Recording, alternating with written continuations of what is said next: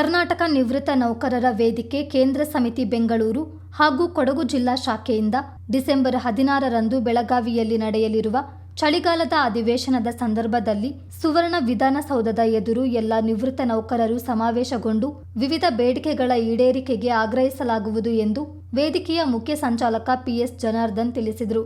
ಮಡಿಕೇರಿಯಲ್ಲಿ ಸುದ್ದಿಗೋಷ್ಠಿಯಲ್ಲಿ ಮಾತನಾಡಿದ ಅವರು 2022ರ ಜುಲೈ 1ರಿಂದ 2024ರ ಜುಲೈ 31ರವರೆಗಿನ ಅವಧಿಯಲ್ಲಿ ನಿವೃತ್ತರಾದ ನೌಕರರಿಗೆ ಡಿಸಿಆರ್ಜಿ ಕಮ್ಯುಟೇಷನ್, ಗಳಿಕೆ ರಜೆ, ನಗದೀಕರಣ ಮೊತ್ತವನ್ನು 7ನೇ ವೇತನ ಆಯೋಗದ ಲೆಕ್ಕಾಚಾರದಲ್ಲಿ ನೀಡಲು ಪರಿಷ್ಕೃತ ಆದೇಶ ಹೊರಡಿಸಬೇಕೆಂದು ಮುಖ್ಯಮಂತ್ರಿಗಳನ್ನು ಆಗ್ರಹಿಸಿ ಮನವಿ ಪತ್ರ ಸಲ್ಲಿಸಲಾಗುವುದು ಎಂದರು.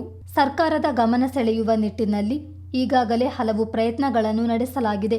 ಆದರೂ ಸರ್ಕಾರ ನಮ್ಮ ಬೇಡಿಕೆಯನ್ನು ಈಡೇರಿಸಿಲ್ಲವಾದ್ದರಿಂದ ಈ ನಿರ್ಣಯ ಕೈಗೊಂಡಿದ್ದೇವೆ ಎಂದ ಅವರು, ರಾಜ್ಯ ಮಟ್ಟದ ಈ ಬೃಹತ್ ಪ್ರತಿಭಟನಾ ಸಮಾವೇಶದಲ್ಲಿ ಸಮಸ್ತ ನಿವೃತ್ತ ನೌಕರರು, ಕುಟುಂಬದವರು ಪಾಲ್ಗೊಳ್ಳಬೇಕೆಂದು ಮನವಿ ಮಾಡಿದರು. ಭರವಸೆ ಇದೆ, ಘನ ಕರ್ನಾಟಕ ಸರ್ಕಾರ ನಮ್ಮ ಬೇಡಿಕೆಯನ್ನು ಈಡೇರಿಸುತ್ತದೆ.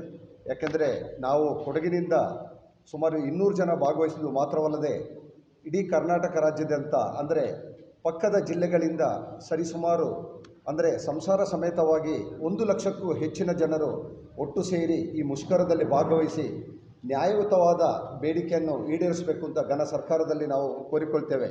ಇಲ್ಲಿ ದೃಶ್ಯ ಮಾಧ್ಯಮ ಹಾಗೂ ಪತ್ರಿಕಾ ಮಾಧ್ಯಮದವರು ನಮಗೆ ಸಹಕರಿಸಿ ನಮ್ಮ ಜಿಲ್ಲೆಯಿಂದ ನಾವು ಹೋಗ್ತಿರುವಾಗ ಕರ್ನಾಟಕ ರಾಜ್ಯದ ಈಗಾಗಲೇ ಎಲ್ಲ ಮಂತ್ರಿಗಳನ್ನು ನಾವು ಭೇಟಿಯಾಗಿದ್ದು, ನಮ್ಮ ರಾಜ್ಯ ಸಂಚಾಲಕರು, ರಾಜ್ಯದ ಎಲ್ಲ ಸಂಚಾಲಕರು ಒಟ್ಟು ಸೇರಿ ಮಾನ್ಯ ಉಪಮುಖ್ಯಮಂತ್ರಿ ಎಲ್ಲ ಮಂತ್ರಿಗಳನ್ನು ಎಲ್ಲರನ್ನೂ ಭೇಟಿಯಾಗಿದ್ದು, ಮುಂದಿನ ನಮಗೆ ಈ ನಮ್ಮ ಬೇಡಿಕೆಯನ್ನು ಈಡೇರಿಸುವಲ್ಲಿ ಘನ ಸರ್ಕಾರ, ಅದರಲ್ಲೂ ಮಾನ್ಯ ಮುಖ್ಯಮಂತ್ರಿಗಳು ನಮ್ಮ ಬೇಡಿಕೆಯನ್ನು ಈಡೇರಿಸ್ತಾರೆ ಅನ್ನುವ ಆಶಯ ಇದೆ. ಇದಕ್ಕೆ ಪತ್ರಿಕಾ ಮಾಧ್ಯಮ, ದೃಶ್ಯ ಮಾಧ್ಯಮ ನೀವೆಲ್ಲರೂ ಸಹಕಾರ ನೀಡಿ ನಮ್ಮ ದುಡಿಮೆಗೆ ನಾವು ದುಡಿದಿದ್ದಕ್ಕೆ ನಮ್ಮ ಪ್ರತಿಫಲವನ್ನು ಕೇಳ್ತೇವೆ ವಿನಃ ನಮ್ಮ.